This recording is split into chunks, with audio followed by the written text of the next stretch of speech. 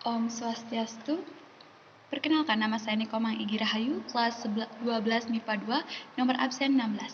Nah, di sini saya akan memaparkan sedikit materi mengenai advokat dalam lembaga penegak hukum di Indonesia.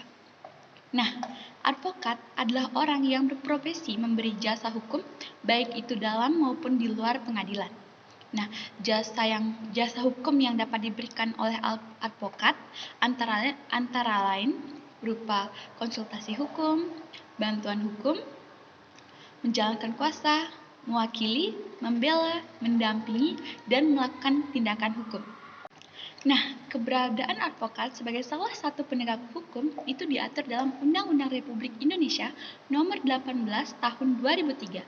Nah, melalui undang-undang ini, setiap orang yang memenuhi persyaratan dapat menjadi seorang advokat. Nah, adapun persyaratan untuk menjadi seorang advokat itu diatur dalam pasal 3 Undang-Undang Republik Indonesia Nomor 18 Tahun 2003. Nah, yang pertama, advokat itu bebas dalam menjalankan tugas profesinya untuk membela perkara yang menjadi tanggung jawab dan tetap berpegang pada kode etik profesi dan peraturan perundang-undangan. Nah, yang kedua, advokat tidak dapat dituntut baik secara perdata maupun pidana dalam menjalankan tugas profesinya dengan itikat baik untuk kepentingan pembelaan klien dalam sidang pengadilan. Nah, yang ketiga, advokat itu berhak memperoleh informasi, data, dan dokumen lainnya baik dari instansi pemerintah maupun pihak lain yang berkaitan dengan kepentingan tersebut.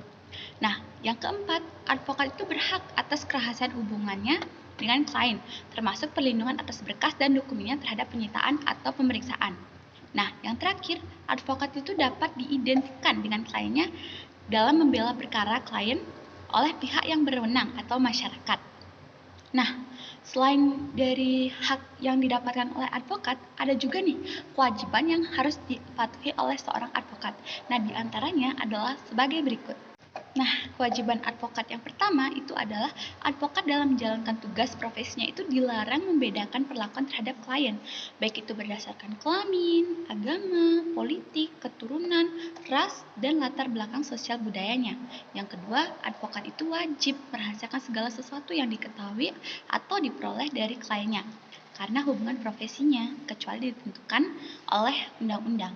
Nah, yang ketiga itu advokat itu dilarang memegang jabatan lain yang bertentangan dengan kepentingan tugas dan martabat profesinya. Dan yang terakhir, advokat itu yang menjadi pejabat negara tidak melaksanakan tugas profesi advokat selama memangku jabatan.